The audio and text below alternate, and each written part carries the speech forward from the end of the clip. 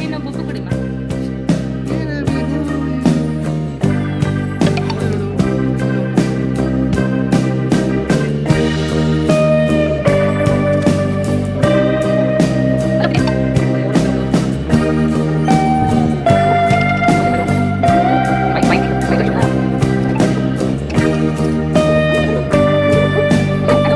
ಇವತ್ತು ನಾವು ಆನೆಗುಡ್ಡೆ ಟೆಂಪಲ್ ಇದೆ, ಗಣೇಶ ಟೆಂಪಲ್ ಇದೆ ಆನೆಗುಡ್ಡೆ ಅಂತ, ಅಲ್ಲಿ ಹೋಗ್ತಾ ಇದ್ದೀವಿ.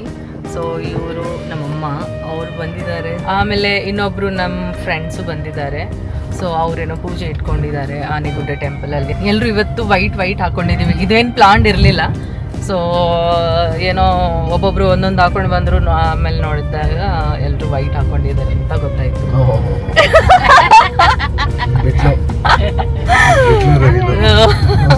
ಹಾಗೇನು ಇರಲಿಲ್ಲ ಆ್ಯಕ್ಚುಲಿ.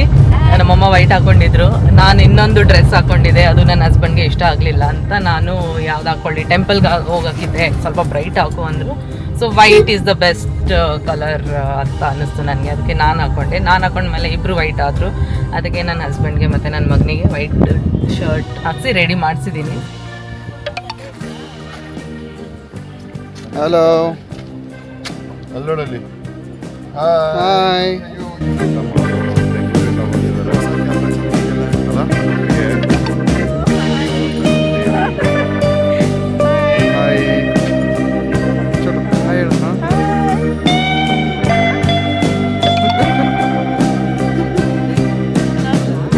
ಆನೆಗುಡ್ಡೆ ಟೆಂಪಲಲ್ಲಿ ಗಣೇಶನ ದೇವಸ್ಥಾನ ಇದು.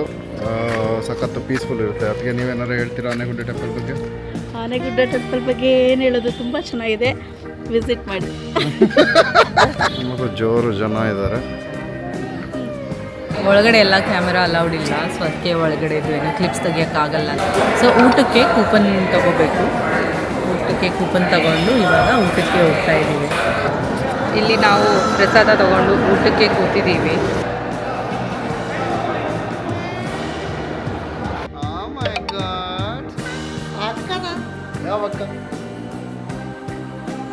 ನಾವು ಬ್ಲೂ ವಾಟರ್ಸ್ ಹೋಗ್ತಾ ಇದ್ದೀವಿ. ಇವ್ರಿಗೆ ಮತ್ತು ಇವ್ರ ಫ್ರೆಂಡ್ಗೆ ಅಲ್ಲಿ ಯಾವ್ದು ಬ್ರಾಕ್ಲಿ, ಅದು ಮಲೈ ಬ್ರಾಕ್ಲಿ ತುಂಬ ಇಷ್ಟ. ಸೊ ಅದು ತಿನ್ನೋಕ್ಕೆ ಅಂತ ಹೋಗ್ತಾ ಇದ್ದೀವಿ. ಅన్నಯ್ಯಗೆ ಮನೆಯಲ್ಲಿ ಬಿಟ್ಟಿದ್ದೀವಿ ನಮ್ಮಮ್ಮನ ಜೊತೆ. ಸೊ ನಾವಿಬ್ರು ಫ್ರೀಯಾಗಿ ಹೋಗ್ತಾ ಇದ್ದೀವಿ ತುಂಬ ದಿನ ಆದಮೇಲೆ. ಖುಷಿ ನೋಡ್ರಿ, ಮುಖದ ಮೇಲೆ ಖುಷಿ ನೋಡ್ರಿ. ಹಾಯ್. ಐಸ್ ಕ್ರೀಮೇ ಸಿಗಲ್ಲಪ್ಪ ಇಲ್ಲಿ, ಏನು ಮಾಡ್ತೀಯಾ? ಬೆಳಿಗ್ಗೆ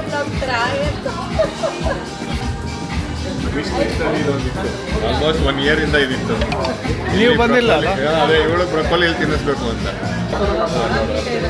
ಬರ್ತವೆ. ಎಷ್ಟಿದೆಯಪ್ಪ ನಿಂಗೆ ಎಷ್ಟು ಬೇಕು?